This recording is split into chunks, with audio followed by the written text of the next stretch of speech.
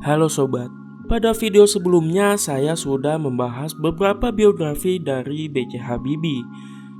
Dan pada episode kedua ini saya akan membahas Habibie dijuluki Bapak Teknologi, karir politik, masa jabatan, dan kisah asrama dari B.J. Habibie. Tapi sebelum masuk ke pembahasan, jangan lupa subscribe channel ini ya sobat, agar kalian dapat notifikasi ketika channel ini upload video-video baru nantinya.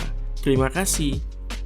Kisah menarik lainnya dari biografi Habibie adalah kejeniusannya menemukan teori Craig, yang akhirnya diberi nama rumus faktor Habibie.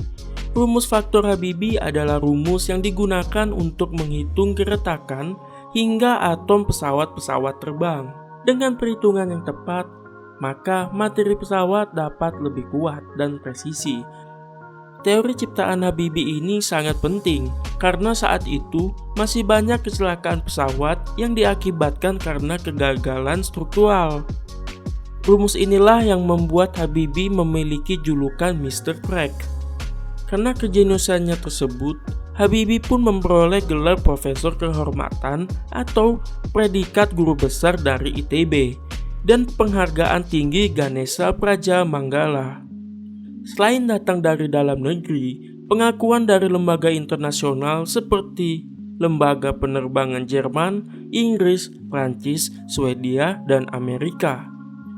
Bahkan Habibie pernah mendapat penghargaan bergengsi yang hampir setara dengan penghargaan hadiah Nobel, yakni Edward Warner Award dan Award von Karman. Sosok revolusioner ini banyak dikagumi oleh orang.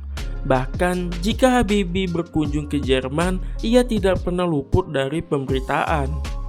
Sebelum berkiprah di dunia politik, Habibie memang lebih dulu dikenal sebagai jenius ahli teknologi pesawat di Indonesia. Pada tahun 1973, Soeharto mengutus Ibnu Sutowo untuk pergi ke Jerman dan menemui Habibie agar ia berkarir di tanah air. Maka setahun dari kedatangan Ibnu Sutowo, Habibie pun pulang ke Indonesia dan mulai karirnya di Lembaga Industri Pesawat Terbang Nurtanio atau LIPNUR sebagai pemimpin. Pada tahun 1976, perusahaan ini berubah menjadi Industri Pesawat Terbang Nurtanio atau IPTN. Hingga tahun 2000, berubah lagi menjadi PT Dirgantara Indonesia. Pada tahun 1976, Soeharto juga menunjuk Habibie untuk menjabat sebagai Menteri Negara Riset dan Teknologi Republik Indonesia, dan ia pun menduduki posisi ini selama 20 tahun.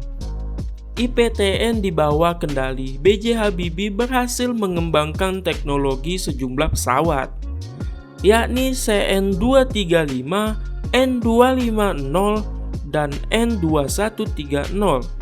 Karya yang paling legendaris dari Habibie adalah N250 atau juga dikenal Gatot Kaca yang mengudara pertama kali pada tahun 1995. Gatot Kaca adalah satu-satunya pesawat turboprop yang menggunakan teknologi fly-by-wire ciptaan Habibie. Karena kiprahnya yang luar biasa bagi teknologi Indonesia, tak lama setelah tutup usia, Jokowi menyatakan bahwa Habibie adalah bapak teknologi Indonesia sekaligus negarawan yang revolusioner. Saya kira beliau adalah seorang negarawan yang patut kita jadikan contoh dan suri teladan dalam berkehidupan. Ya, terima kasih. Karir politik B.J. Habibie dimulai sejak ia kembali ke Indonesia pada tahun 1974 atas perintah Soeharto. Mulai 1978, Habibie ditetapkan sebagai Menteri Riset dan Teknologi. 10 dekade hingga Maret 98 di masa pemerintahan Presiden Soeharto. Selain itu juga, ia sempat memimpin perusahaan BUMN Industri Strategi 10 tahun lamanya. Mulai tahun 98, tepatnya tanggal 14 Maret, Habibie diangkat menjadi wakil presiden mendampingi Soeharto. Dalam Kabinet Pembangunan 7 sampai 21 Mei 98 saat Soeharto lengser dari jabatan presidennya, kiprah Habibie sebagai wakil presiden cukup singkat. Setelah mundurnya Soeharto, Habibie ditetapkan sebagai presiden Indonesia ketiga pada usianya yang ke-62 tahun. Dengan masa jabatan yang singkat, yakni 1 Mei 98 hingga 20 Oktober 99. Saat Habibie menjabat sebagai presiden, pada 30 Agustus 99, Indonesia kehilangan Timur Timur dari Negara Kesatuan Republik Indonesia dan menjadi negara terpisah. Namun, Habibie berhasil menyelesaikan masalah tersebut secara damai, yakni mengadakan jejak pendapat bagi warga Timur Timur untuk memilih merdeka atau tetap menjadi bagian dari Indonesia. Keputusannya tersebut sempat menjadi kontroversi oleh para ahli dan politikus Indonesia. Meskipun masa jabatan yang singkat sebagai presiden, namun kiprahnya tidak bisa dianggap remeh. Setelah lengsernya Soeharto, negara Indonesia sedang krisis ekonomi dan kerusuhan menjadi di mana-mana.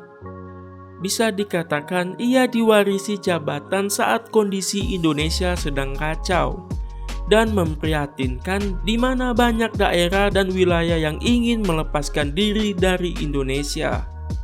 Di era reformasi dengan yang tidak stabil dan diintegrasi setelah kerusuhan Mei 98 di beberapa daerah di Indonesia, B.J. Habibie harus mengakhiri semua kekacauan tersebut.